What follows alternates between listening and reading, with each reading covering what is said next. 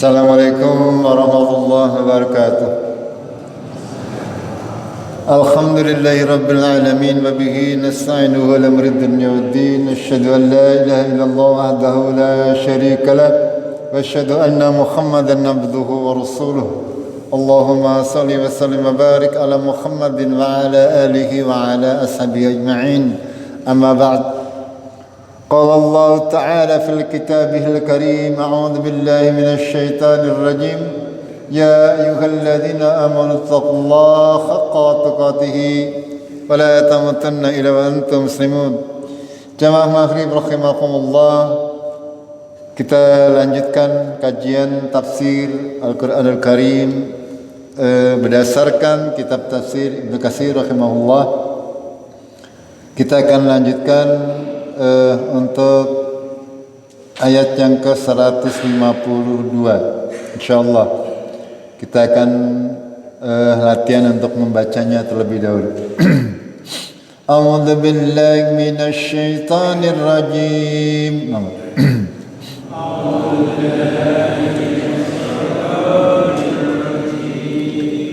ولا تقربوا مال اليتيم إلا بالتي هي أحسن حتى يبلغ أشده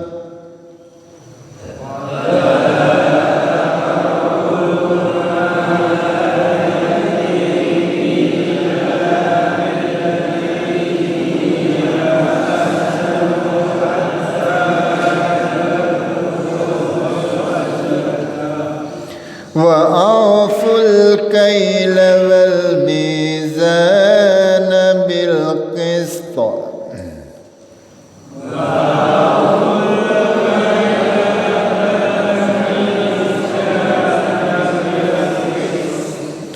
لا نكلف نفسا إلا وسعها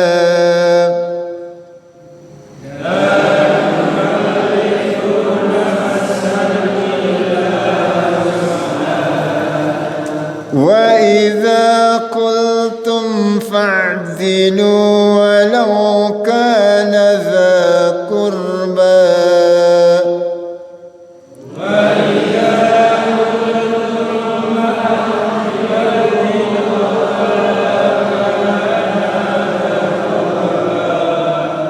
وبعهد الله أوفوا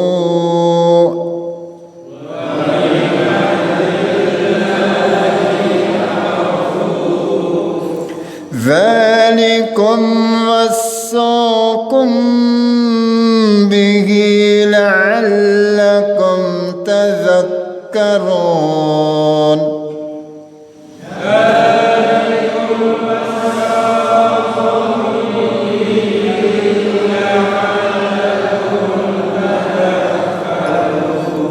Ingat-ingat, mim ketemu ba, ya ditahan dulu, jangan terburu-buru.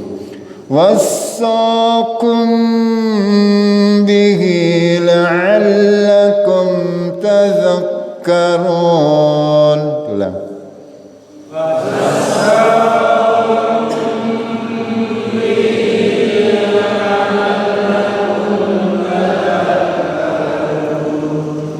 وأن هذا صراطي مستقيما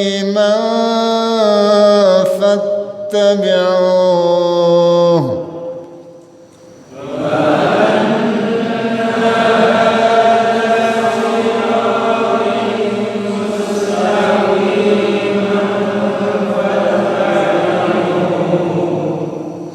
ولا تتبعوا السبل فتفرق بكم عن سبيله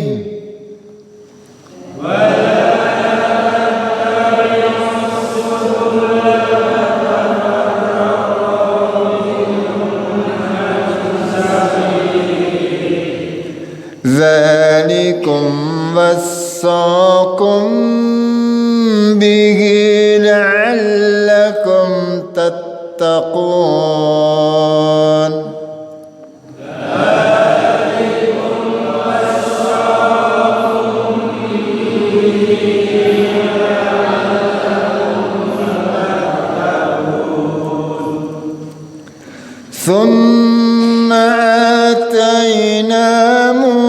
الكتاب تماما على الذي أحسن وتفصيلا لكل شيء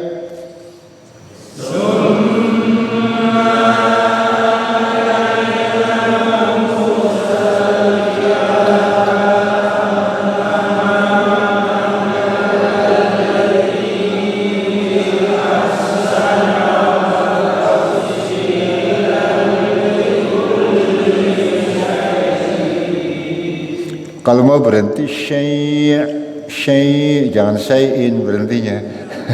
Syai' berhenti. Kalau mau syai'in berarti diteruskan. Saya diulangi dari sini. Wa tafsilan likulli syai'in wa hudan wa rahmatan la'allahum biliqa'i rabbihim yu'minun.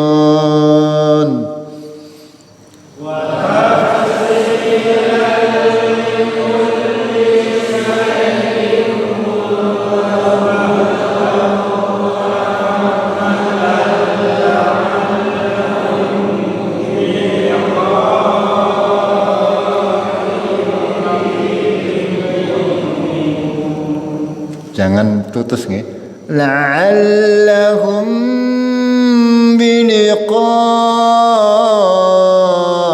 rabbihim yu'minun. Ulang.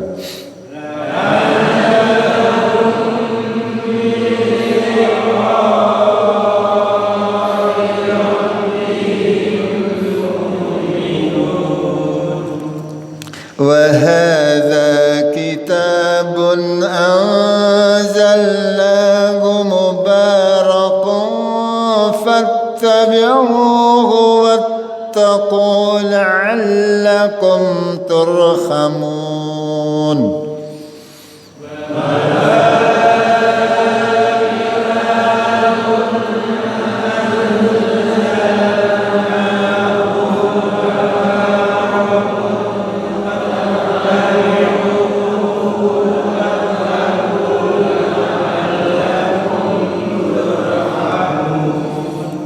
أن تقولوا إنما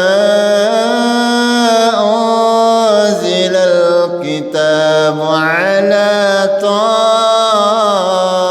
طائفتين من قبلنا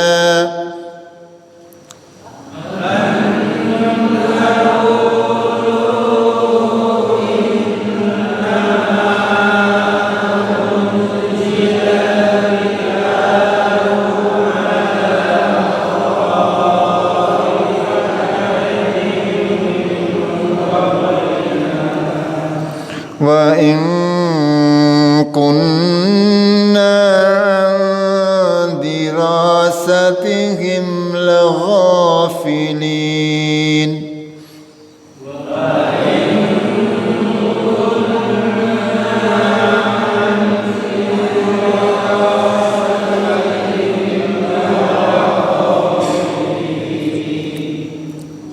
أو تقولوا لو أنزل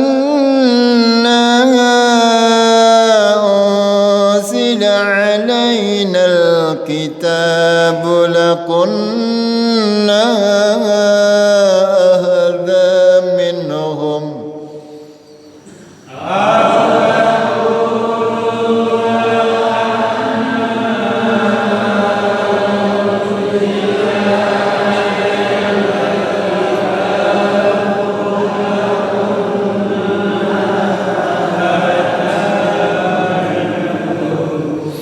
فقد جاءكم بينة من ربكم وهدى ورحمة.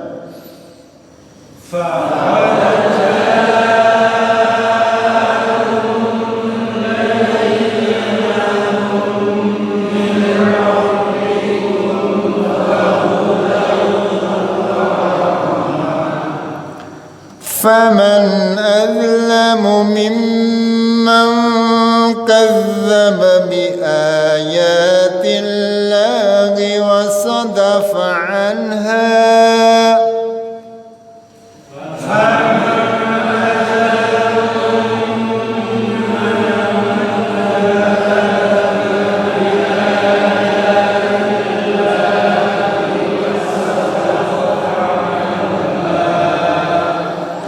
سنجزي الذين يصدفون عن آياتنا سوء العذاب بما كانوا يصدفون.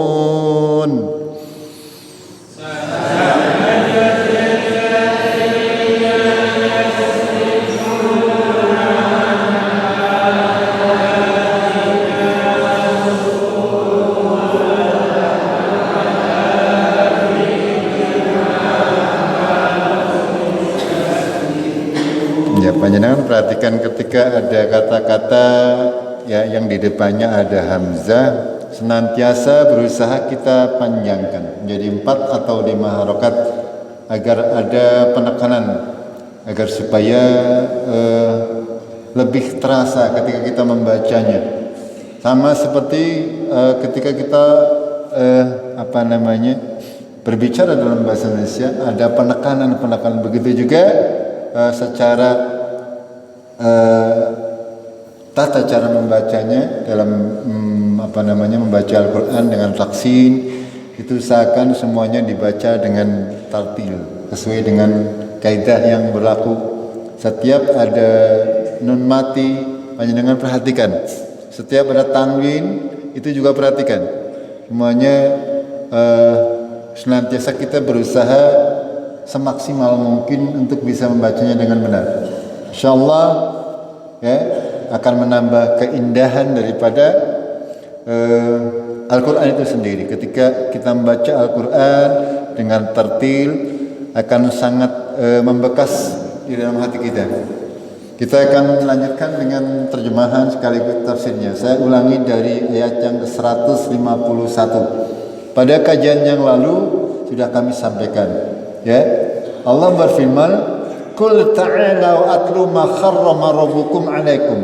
Katakanlah, ya, setelah Allah menceritakan tentang kebiasaan-kebiasaan orang kafir yang mereka menjadikan aturan-aturan seolah-olah itu adalah aturan dari Allah, padahal itu mereka ada-adakan sendiri. Mereka menghalalkan yang haram, mengharamkan yang halal, dibolak-balik oleh mereka. Makanya di sini Allah menurunkan Al-Quran agar supaya jelas. Lalu di ayat yang ke-151 Allah memberikan keterangan yang jelas. Kul, katakanlah, ta'ala, marilah atlu ma kharrama rabbukum alaikum, apa yang diharamkan Tuhanmu kepada kalian. Bukan seperti prasangka orang-orang kafir, orang-orang yang tidak punya pedoman, tidak punya patokan, akan tetapi Allah yang memberi patokan. Yang pertama, alla tusyriku bihi syai'an. Yang pertama, agar supaya kita tidak berlaku syirik kepada Allah dengan sesuatu pun, tidak menjadikan padanan bagi Allah dengan sesuatu apapun juga. Itu yang diharamkan oleh Allah. Yang kedua, wabil walidaini ihsanan, dan berbuat baik kepada kedua orang tua. Allah dalam beberapa ayat menyandingkan antara kesyirikan kepada Allah dengan berbuat baik kepada kedua orang tua. Lalu yang ketiga, wala taqtulu auladakum min imlaq. Janganlah kalian membunuh anak-anak kalian karena takut miskin, takut orang tayang ngempani. Nahnu narzuqukum wa iyyakum, kata Allah. Kami, Allah yang memberi rezeki kepada anak-anak kalian, bukan kamu. Walaupun pada prakteknya kamu yang bekerja, yang memberi rezeki adalah Allah. Baik kepada kalian maupun kepada anak-anak kalian, dijamin oleh Allah rezekinya. Kita terkadang takut akan sesuatu yang apa?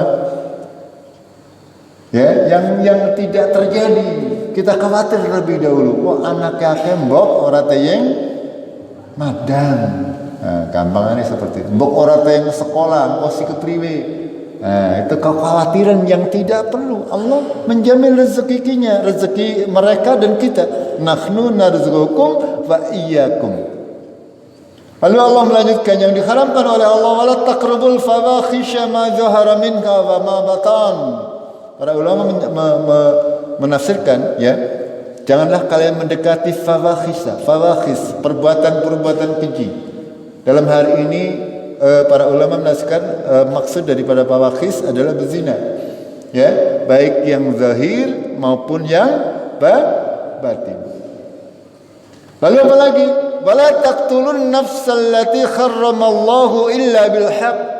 Janganlah kalian membunuh nafs manusia, jiwa yang diharamkan oleh Allah kecuali dengan alasan yang benar.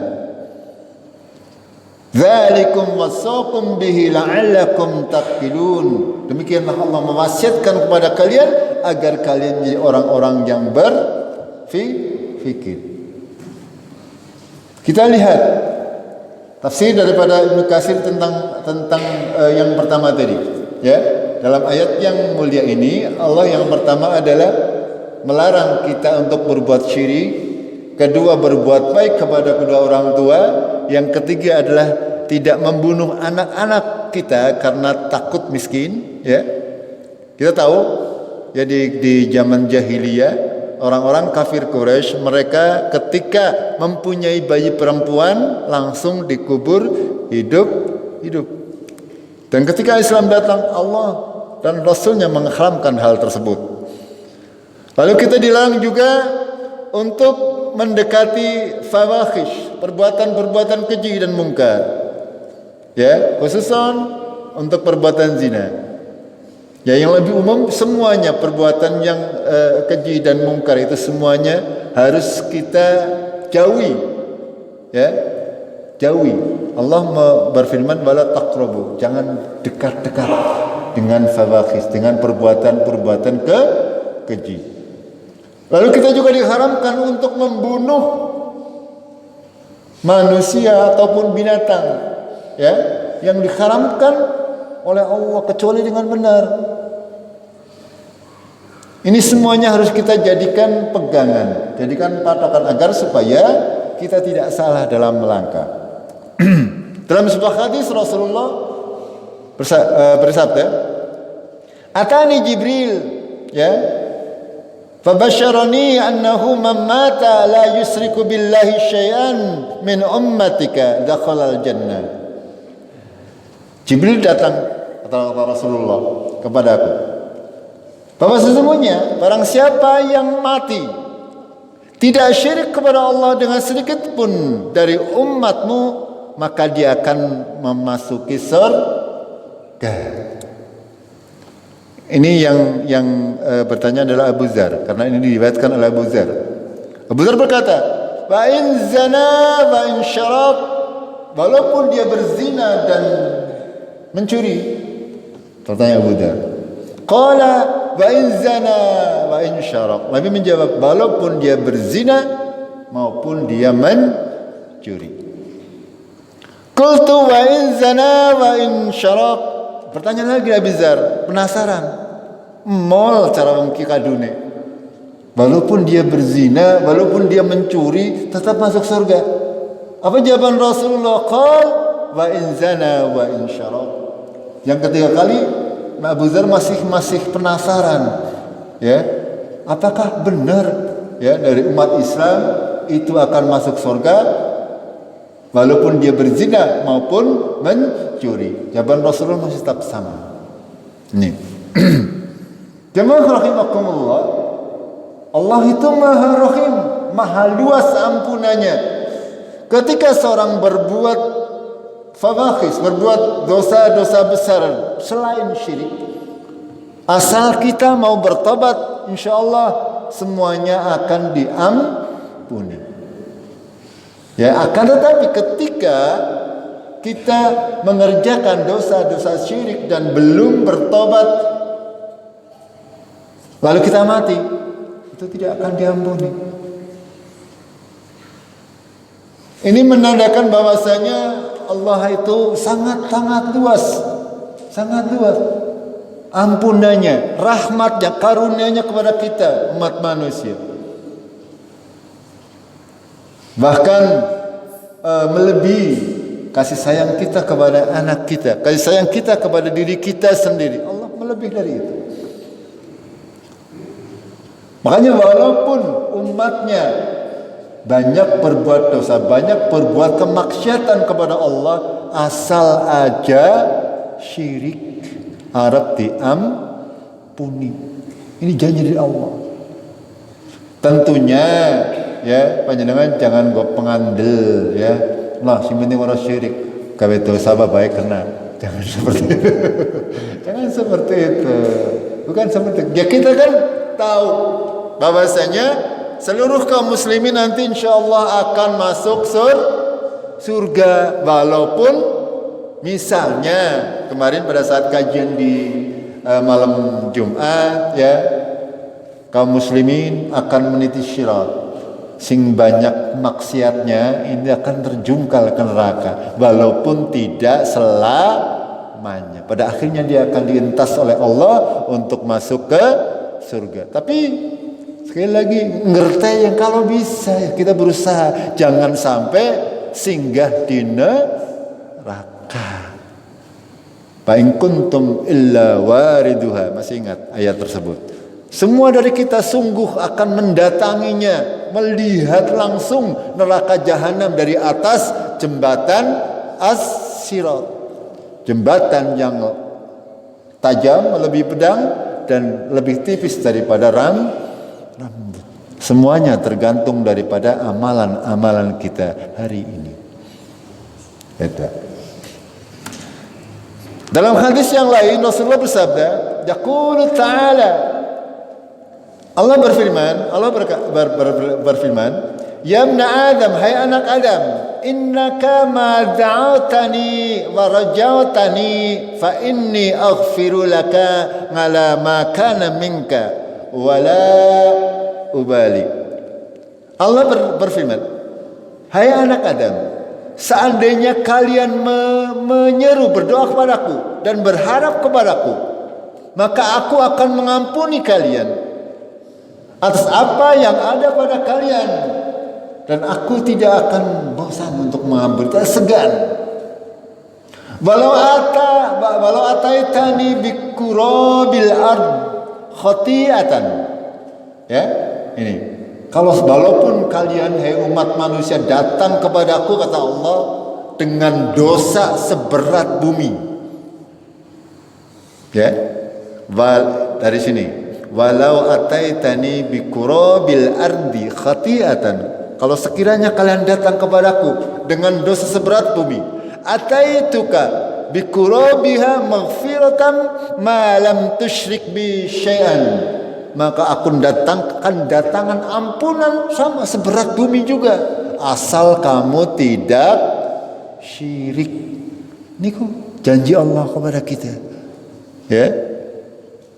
Makanya ya jangan sekali-kali mendekati syirik. Kesalahan apa saja insyaallah akan diampuni oleh Allah asal kita mau bertobat dan memohon ampun. Lanjutnya Allah berfirman, wa in akhta'ta khatta balagh khatayaka anaqis sama' summa astaghfartani ghafartu laka. Sekiranya kesalahan kalian itu mencapai setinggi langit, kata Allah, aku ampuni, asal kamu ya meminta ini jamaah rahimakumullah. Kedudukan tauhid dan syirik ini sangat penting agar kita nanti mati dalam keadaan tidak sedikit pun ada dosa kesyirikan. Ya kalau dosa-dosa yang lain, ya kita sebagai manusia sudah barang tentu banyak berdosa, banyak salah. Akan tapi Ya kita tahu bahwa itu kesalahan, makanya memohon ampun kepada Allah. Jangan sampai kita salah akan tapi orang ngerti bahwa kita salah. Ini sih yang parah. Dia berbuat dosa akan tetapi tidak mengerti bahwa dia telah berbuat dosa. Makanya dalam satu doa Rasulullah mohon berlindung dari kesyirikan, baik yang disengaja maupun yang tidak disengaja, baik yang diketahui maupun tidak diketahui, karena sifatnya manusia.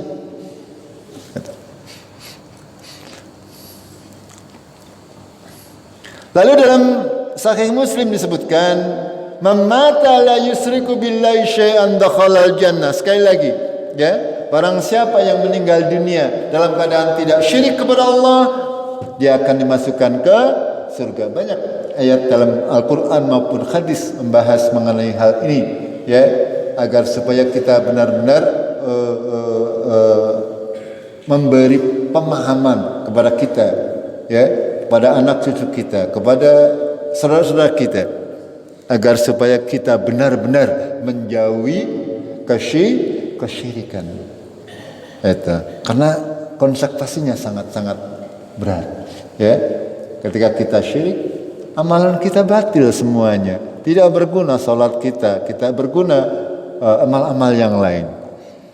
Apalagi kalau syiriknya sudah mencapai syirkul akbar, syirik yang besar.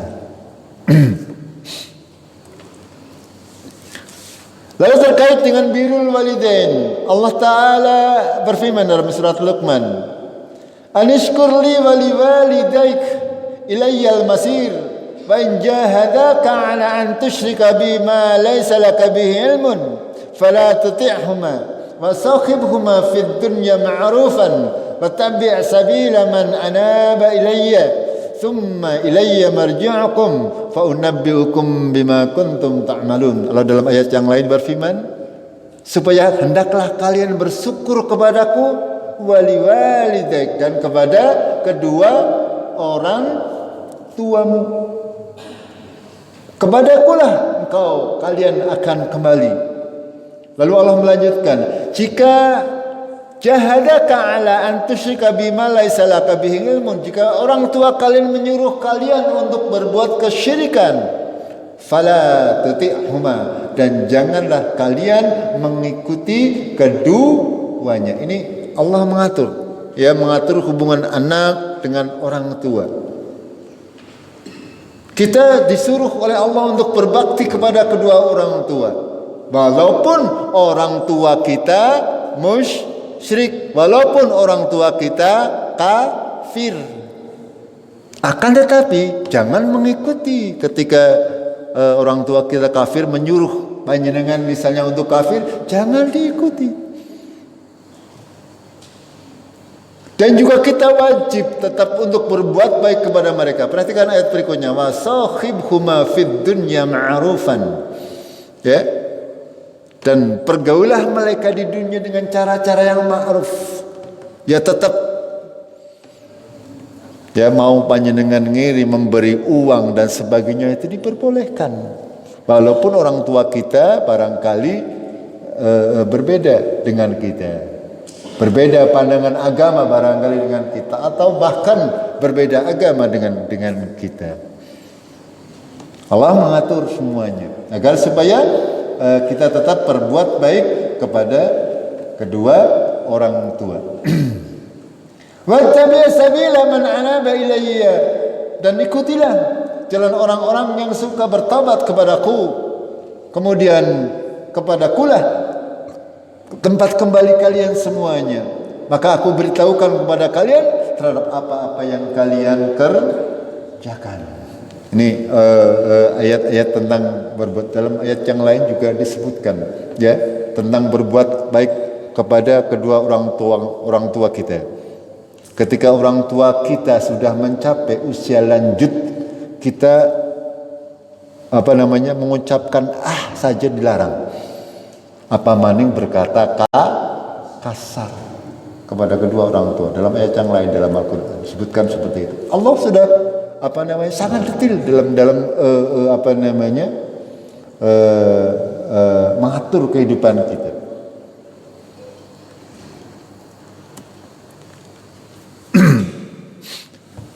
Lalu dari Ibnu Mas'ud, sa'altu Rasulullah sallallahu alaihi wasallam, ayyul amali afdal? Ya, dari Ibnu Mas'ud bertanya kepada Rasulullah, amal apa yang paling afdal? Qal as-salatu ala waqtiha. Salat pada waktunya. Ya, salat pada waktunya. Ini kadang-kadang orang salah menafsirkan. Ya.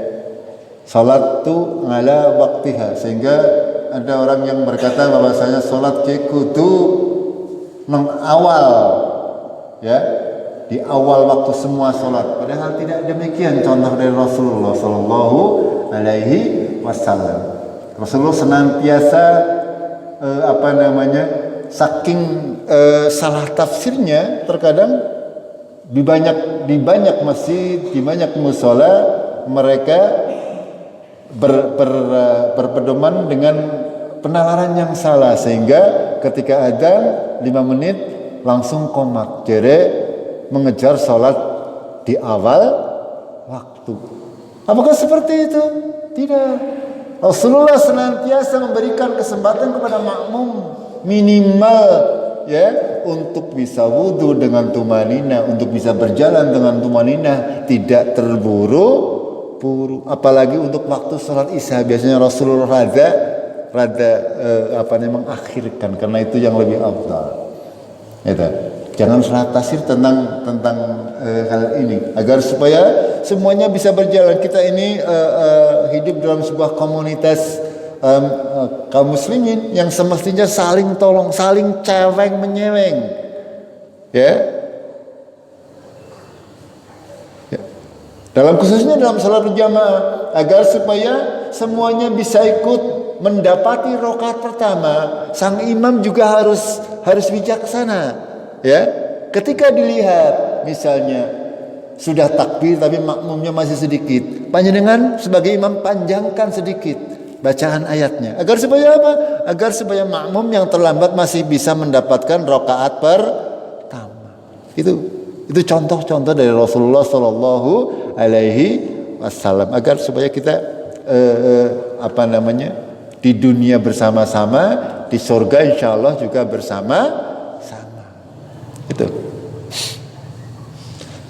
Lalu Ibnu Mas'ud bertanya lagi, qultu tsumma ay, kemudian apa lagi ya Rasulullah? Qala birrul walidain. Sekali lagi, ya, berbuat baik kepada kedua orang tua. Tsumma Ibnu Mas'ud bertanya lagi, qal al jihadu fi sabilillah, berjihad di jalan Allah. Jadi kedudukannya tinggi mana? Al jihad dengan birrul walidain. Menurut hadis ini, ya tetap masih tinggi birrul wali. Itu.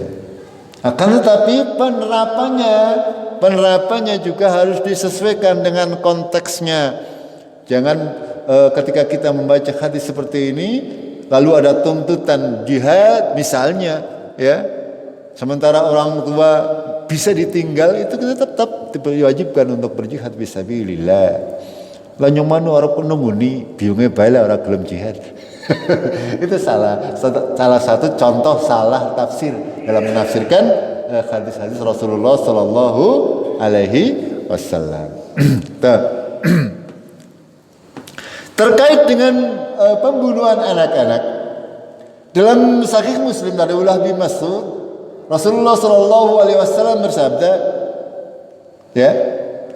Ini juga Ibnu Mas'ud bertanya lagi, apakah dosa yang paling besar? Kata Ibnu Mas'ud, beliau menjawab, engkau menjadikan sekutu bagi Allah padahal dialah yang telah menciptakanmu. Lalu apa lagi?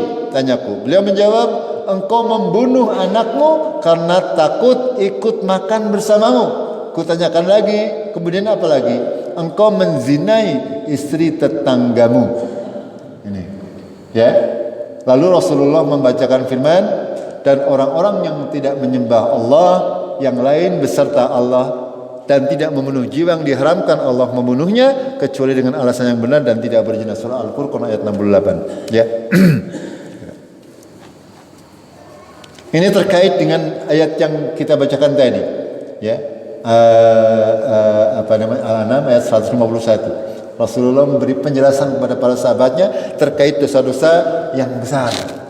Yang pertama diantaranya adalah syirik kepada Allah, lalu membunuh anak karena takut miskin, kemudian berzina secara umum, ya, apalagi menzinai istri tangga lebih besar lagi dosanya. Ini dosanya bertingkat-tingkatan, walaupun sama-sama zina akan tetapi dosanya bertingkat-tingkat. Lalu dalam hadis yang lain Allah Tabaraka wa Ta'ala melalui Rasulullah Sallallahu Alaihi Wasallam memberikan penjelasan terkait dengan fawahish ini, agar supaya manusia hidup di dunia dengan keteraturan, agar supaya manusia hidup di dunia ini jelas aturannya, tidak seperti yang terjadi di negara-negara non-muslim. Gitu. Mereka menghalalkan perzinahan. Itu angger poligami dipermasalahkan, tapi perzinahan dibiarkan. Ngono zina bae, ora usah poligami. Itu di dunia barat seperti itu. Padahal Allah sudah memberikan solusi agar supaya kehidupan berjalan. Akan tetapi manusianya yang tidak mau diatur, sehingga mereka membuat aturan-aturan sendiri, ya. Poligami tak oroli, tapi berzinahan dijornawai. Itu. Bahkan sekarang, ya, orang menikah sesama jenis saja diperbolehkan, lanang karo lanang. Ya menikah, nango itu. Apakah Allah akan membiarkan? Ya, semuanya akan ada balasannya, semuanya akan ada akhirnya. Ya, sekarang dunia kan lagi kacau balau, ya. Corona urung rampung, wis pada perang ya, Soviet karo Rusia dan Ukraina. Ini kalau ekskalasinya lebih besar, ya bisa memicu perang dunia, bisa memicu perang nuklir dan sebagainya. Ini sesuai dengan hadis-hadis Rasulullah tentang akhir zaman. Wallahu a'lam, apa yang akan terjadi ke depan, ya, kita tidak tahu. Ketika kita melihat situasi yang ada di dunia secara umum, kita semakin yakin bahwasanya Rasulullah Sallallahu Alaihi Wasallam memberikan gambaran-gambaran tentang akhir daripada kehidupan ini adalah semuanya sangat-sangat gamblang dan jelas. Gitu. Kalau kita mau mempelajari, ya kita sudah pernah mempelajari tentang tanda-tanda kiamat, di antaranya itu. Ya, kita akan diliputi dengan fitnah yang luar biasa. Cobaan demi cobaan datang silih berganti bagaikan malam yang gelap gulita, kata Rasulullah Sallallahu Alaihi Wasallam.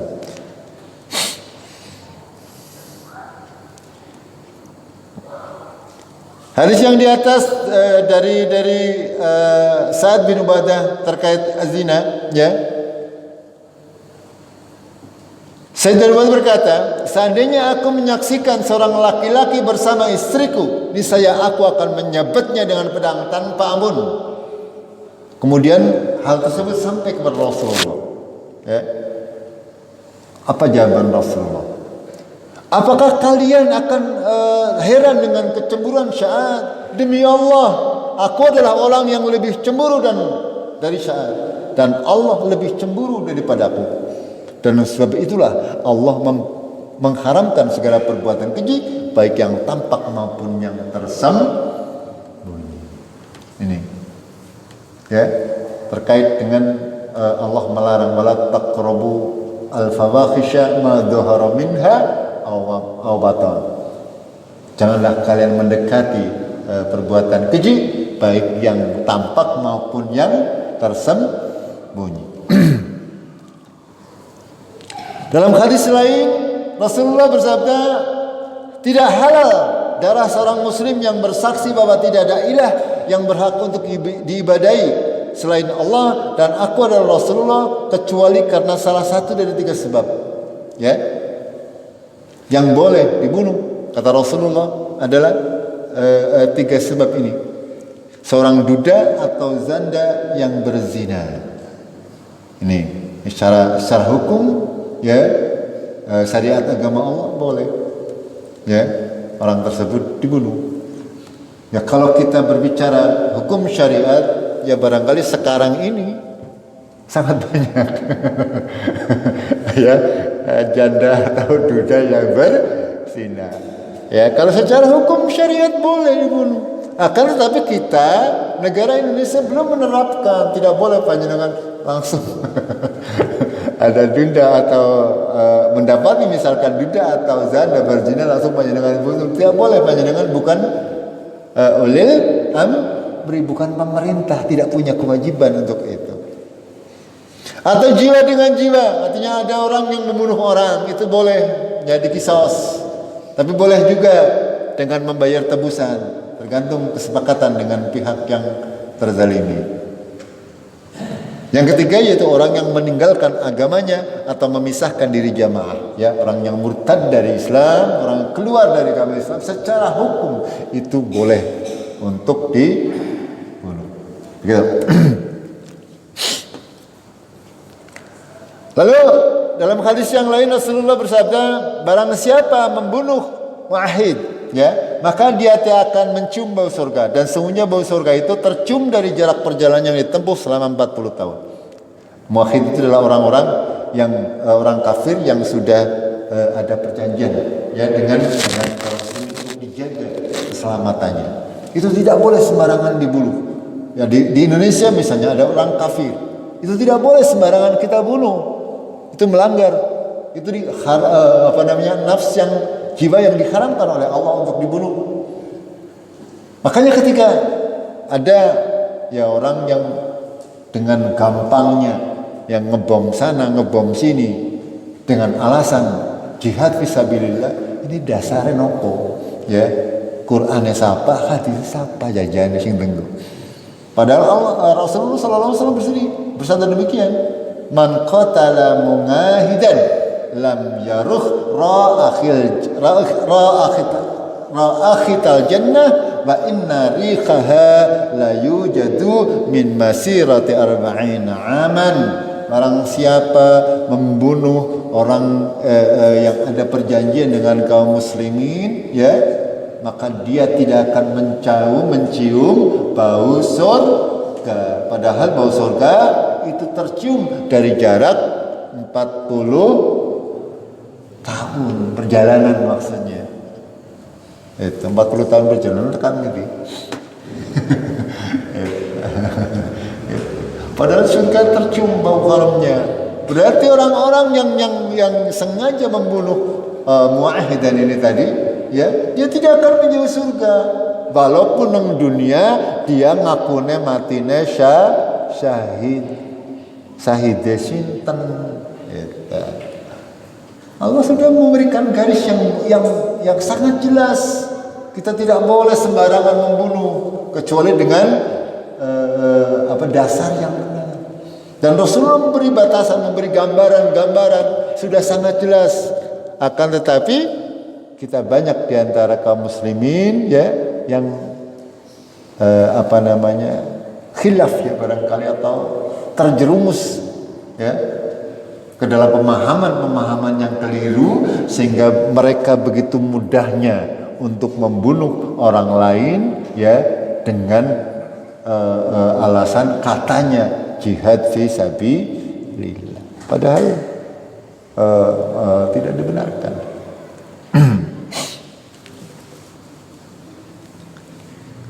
Jamaah rahimakumullah,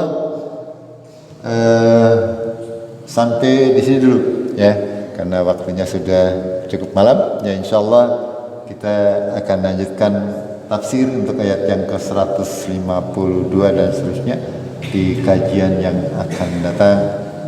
Jamaah rahimakumullah, ayat-ayat Al-Qur'an Ya, itu adalah hukum yang pasti dari Allah kebenarannya. Kita sebagai kaum muslimin wajib untuk mengimaninya tanpa banyak protes. Artinya kita berusaha sekuat mungkin ya untuk bisa menjalankan hukum syariat agama sesuai dengan kemampuan kita, sesuai dengan kapasitas kita. Jangan melampaui. Ya. Kalau untuk urusan-urusan yang besar itu adalah urusan pemerintah.